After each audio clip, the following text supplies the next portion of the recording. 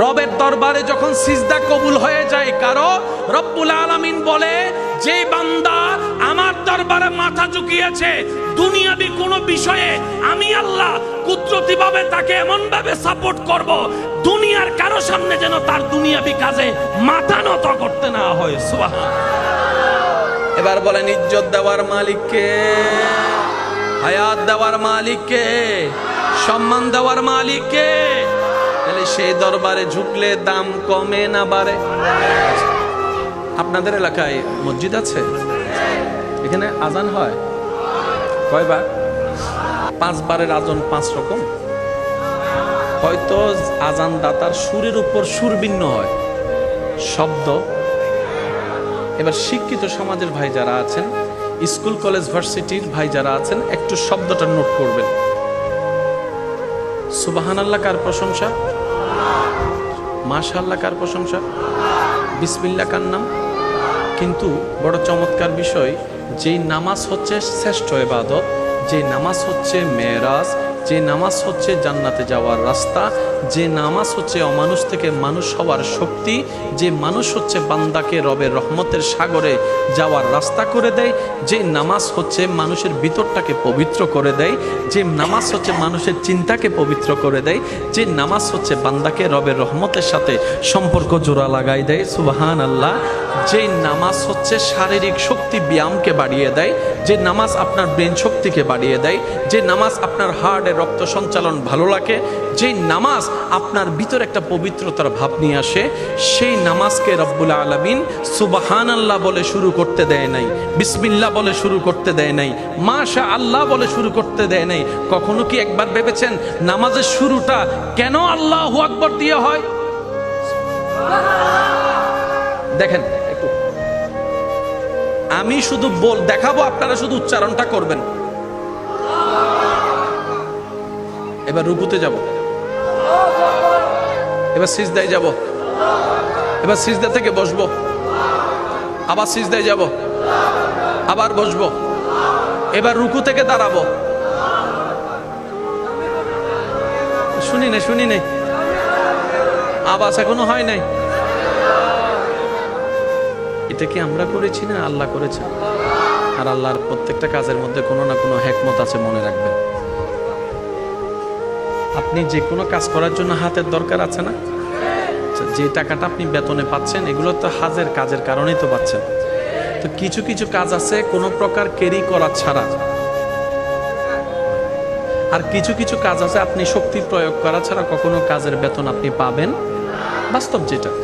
এবার আসেন, আল্লাহ এত চমৎকার করে আপনার আমার দেহকে বানিয়েছেন, কাজ করার জন্য হাতের দরকার আছে। এবার আপনি হাত দিয়ে যখন আপনি বোতলটা ধরবেন পানি পান করার জন্য, এই পানিটা আলগালে আপনাকে বেতন দেওয়া হবে 2 টাকা। আলগাতে না পারলে কি বেতন দিবে? এবার বেতন দেওয়ার জন্য যে আল্লাহ তাআলা আপনাকে হাত দিয়েছেন, এই হাত দিয়ে আপনি ধরেছেন, এই 2 বোতলটা যে আপনি আলগানোর কারণে 2 টাকা পাচ্ছেন, আপনি কি দিয়ে আলগালেন? একটু জোরে বলেন, কি দিয়ে? এটা আলগানোর কারণে এখানে কি কোনো কষ্ট হচ্ছে? এখানে কষ্ট হচ্ছে।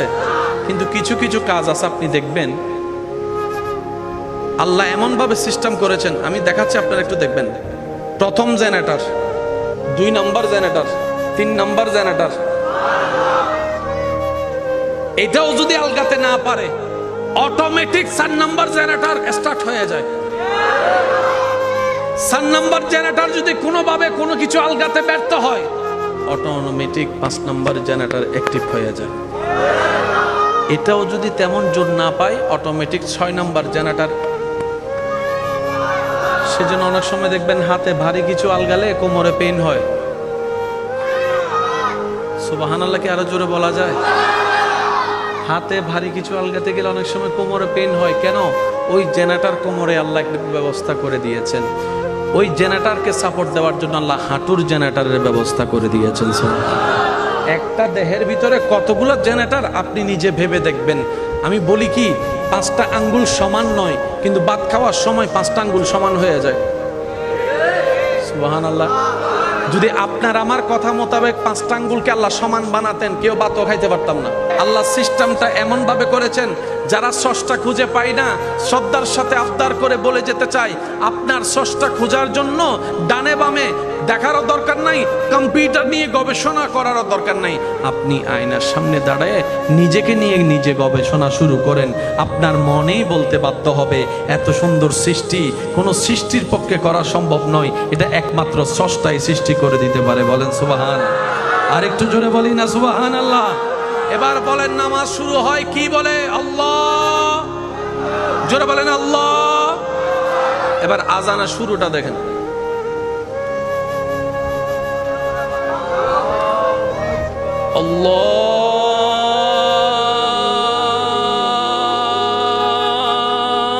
আল্লাহু আকবার, আল্লাহু আকবার,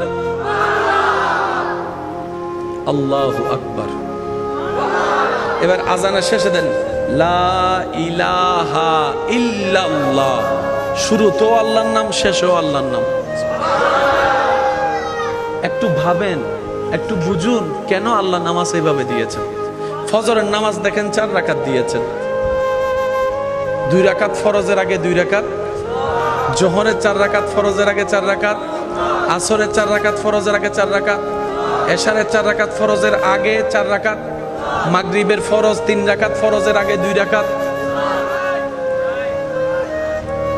প্রত্যেক ওয়াক্তে রব্বুল আলামিন সুন্নত আগে রেখেছেন, ফরজ পড়ে দিয়েছেন, কিন্তু মাগরিবের সময় আল্লাহ সুন্নতকে আগে দেয় নাই।